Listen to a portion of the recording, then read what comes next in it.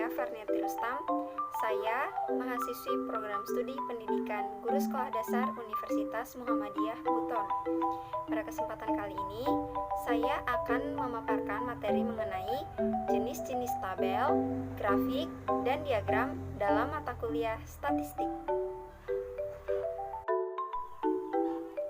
Sebelum membahas jenis-jenisnya, kita harus mengetahui terlebih dahulu apa yang dimaksud dengan tabel, grafik, dan diagram. Tabel adalah daftar yang berisikan ikhtisar dari sejumlah data informasi yang umumnya berupa bilangan atau kata-kata yang secara bersistem tersusun urut ke arah bawah dalam deret dan lajur tertentu, dan terdapat garis pembatas sehingga bisa disimak dengan lebih mudah. Yang kedua yaitu grafik.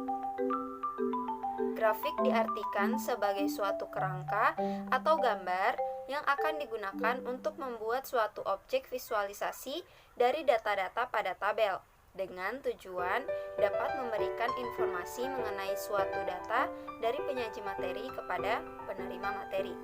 Selanjutnya adalah diagram. Diagram adalah suatu gambaran untuk memperlihatkan atau menerangkan suatu data yang akan disajikan. Nah, kita telah membahas pengertian dari tabel, grafik, dan diagram. Sekarang kita melaju ke jenis-jenisnya. Yang pertama adalah jenis-jenis tabel. Jenis tabel yang pertama tabel baris kolom, di mana tabel baris kolom adalah bentuk penyajian data yang terdiri dari baris dan kolom. Kemudian ada tabel kontingensi, di mana tabel kontingensi ini merupakan bagian dari tabel baris kolom. Namun, tabel ini digunakan untuk menyajikan suatu data yang memiliki lebih dari satu kategori atau pengelompokan. Nah, yang ketiga ada tabel silang. Tabel silang adalah bentuk penyajian data yang dapat memberikan informasi mengenai dua hal atau lebih yang berkaitan antara satu dengan yang lainnya. Kemudian yang keempat ada tabel distribusi frekuensi, di mana tabel distribusi frekuensi ini adalah bentuk tabel yang digunakan untuk menyajikan data yang dikelompokkan dalam suatu interval. Nah, tabel distribusi frekuensi ini terbagi menjadi dua, yaitu distribusi frekuensi numerikal dan distribusi frekuensi kategorikal. Berikut adalah gambar dari jenis-jenis tabel.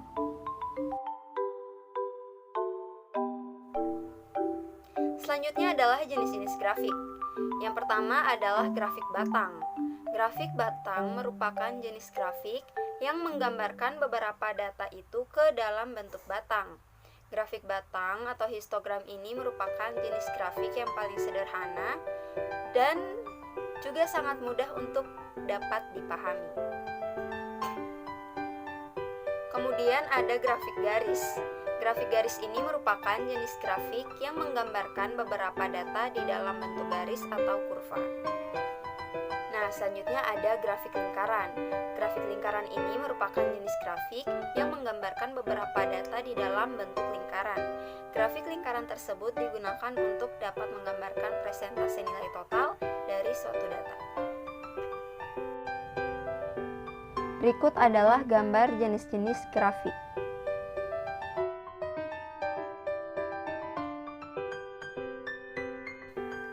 Nah, selanjutnya kita akan membahas jenis-jenis diagram. Yang pertama adalah diagram batang. Diagram batang adalah suatu gambar atau grafik yang menunjukkan angka atau set dengan menampilkan grafik berupa bentuk persegi. Kemudian ada diagram garis. Diagram garis adalah gambar atau grafik yang menunjukkan tentang pengambilan, pengolahan, dan penyajian data. Kegunaan diagram garis ini sama halnya dengan diagram batang. Selanjutnya ada diagram lingkaran. Secara teori, diagram lingkaran adalah suatu gambar atau grafik yang menunjukkan sebuah data dari hasil pengumpulan, perbandingan, pengolahan, dan lainnya. Kemudian yang terakhir adalah diagram piktogram, di mana diagram piktogram atau lambang ini adalah penyajian data dalam bentuk gambar-gambar yang mewakili nilai-nilai tertentu. Gambar-gambar yang digunakan biasanya adalah gambar-gambar yang relevan dengan permasalahan. Berikut adalah gambar jenis-jenis diagram.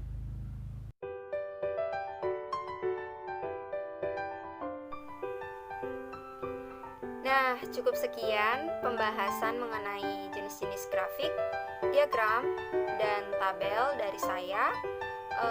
Jika terdapat kesalahan, mohon dimaafkan.